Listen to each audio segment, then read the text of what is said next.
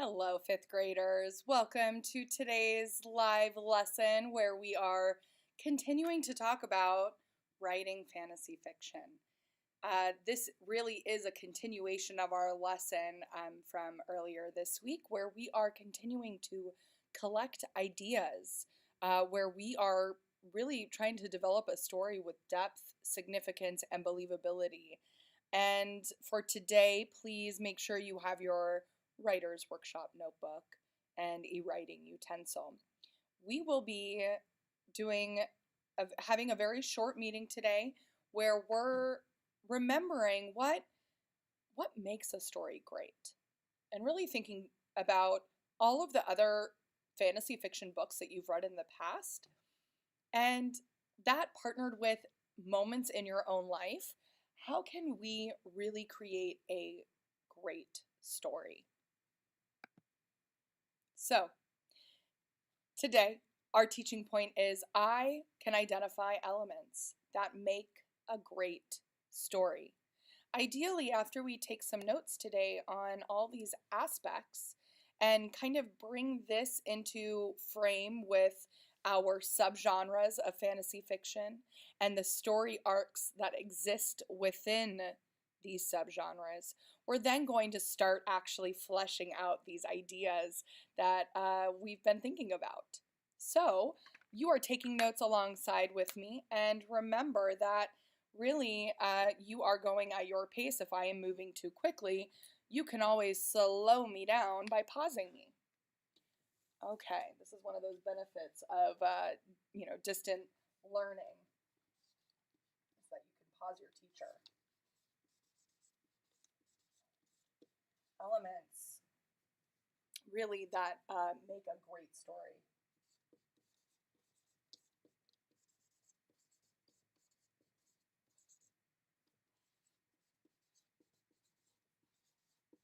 So, when we think of elements that make a story great, really what we're asking us to think about is who is our story about, right?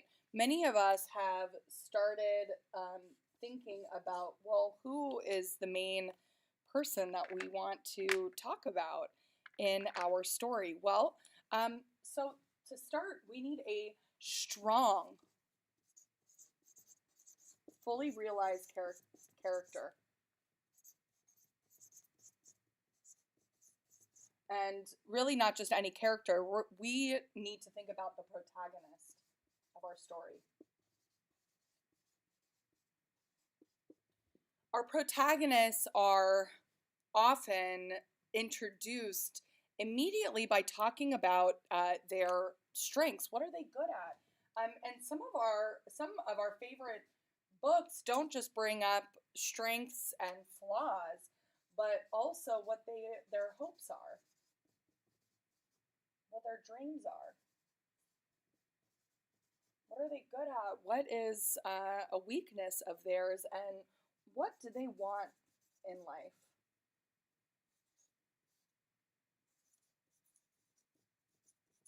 Right? What are they hoping for? Now, after you have considered who your story is about, okay, we really have to think about, well, now that we know who is in our story, we need the what. What is your central conflict that is driving the action? Okay, so really, this is that big piece of considering the story arc that you are adopting for your story. So, really considering what is your central conflict.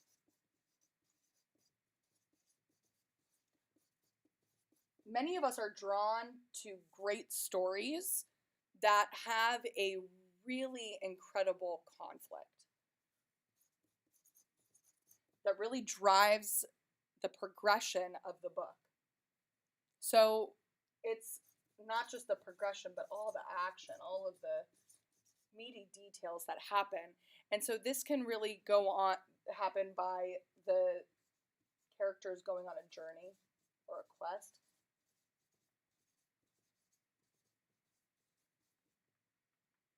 Right?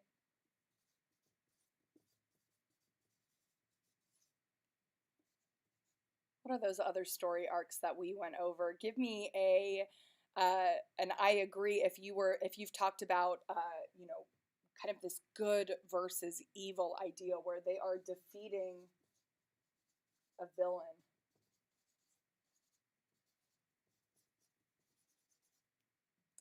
Some of us really are setting the stage and talking about the setting before anything else. And I just want to shout out to Quincy, who shared in Author's Chair yesterday, where we didn't even get to know who the character was, who your protagonist was, because we were really learning about a, this um, this new world and all of the magical elements that are in it. So really there's this idea of something magical, whether it's searching for something magical or coming into contact with something magical.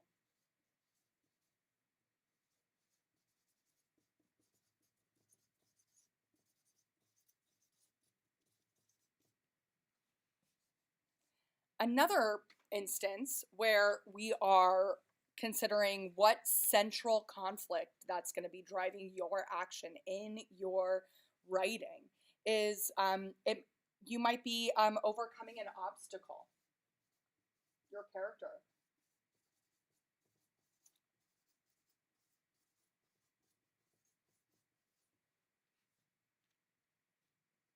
Now, I'm aware it might be a little bit difficult to read, so I'm going to bring it in real close, okay? Now that we've talked about a really strong protagonist of who our story is going to be about, we've talked about this concept of our story arc. What framing are we telling our story in? And I also want to refocus you in considering, well, all of this is giving us a lesson. And what is the lesson that you are trying to bring to light by telling this story? Now, this might be a lesson, it might be a conclusion to a conflict, it might be a character coming to some sort of realization. Consider all the stories that you've read or the movies that you've watched that have these elements. And if you can think of a story with these elements, you can go ahead and write those in the comments or in the chat if you are watching. And let me know what are some stories that have all of these elements, these two elements, and then really this third aspect that, really we are ending our story by building and making sure that it is clear what the lesson is or the realization. So, a story that reveals a lesson,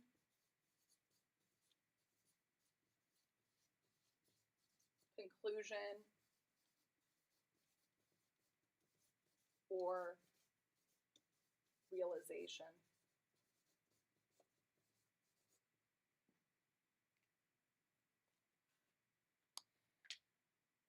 I also want to remind you that, and I'm going to talk while I bring this closer so that you might be able to take more detailed notes and that you're able to see this. Really, I want to remind you that in fourth grade, we have really buffed up our writing abilities by considering experiences in our own lives. Now, within this very first fantasy fiction draft that you are beginning, I want you to consider that you aren't, and let me rephrase this in a great way, right? We're not aiming to be J.K. Rowling out the gate, or or or Tolkien, or any other really incredible writer, like an author of Wings of Fire, all these other stories. When we're beginning to think about a draft of a fantasy fiction story, I want you to consider writing a very detailed story that maybe is only at most 3 or 4 pages to start. Consider 3 scenes that you can really write deeply about, where you're introducing the setting of this world, who your characters are, the central conflict that you are going to have happen as the focus of your story, and then the lesson that's revealed. If you find that writing a draft of a few different types of stories is working best for you, so that you can try out different ideas, that is perfect. Really, before we begin writing our big fantasy story that we're going to take with us through this unit, I want you to try piecing a few things together. You might try writing under the sub-genre of a dystopian world that's very similar to ours, right? And you might choose your story arc of rags to riches. And so with those 2 components, how are you then going to bring in these elements that make a story great? What flaws and strengths are they going to have? Is your character based off of you? Somebody you know? Somebody you don't know? Okay. How are their strengths, flaws, their hopes, their desires, what they want? How is this going to bring them into all the conflict that happens? And really thinking about a story that we want to tell. So with that, my 5th grade fantasy fiction writers, that is going to conclude our lesson for today of elements that make a great story. You are going to be submitting for your guided practice and exit ticket. You are going to be submitting your version of a outline where you are introducing and letting me know what genre you've chosen to do, what story arc you've chosen, and what your story is about, roughly. Okay, and what the story can be about can be letting me know who your protagonist is and what kind of conflict they're about to get themselves into. All right, I am not going to be seeing my writing group D after this. I am not going to be on Zoom. So I will see you for our closing meeting today at 2:45. And I look forward to seeing all of you writers at the end of our day today. Take care, and I will see you in a few.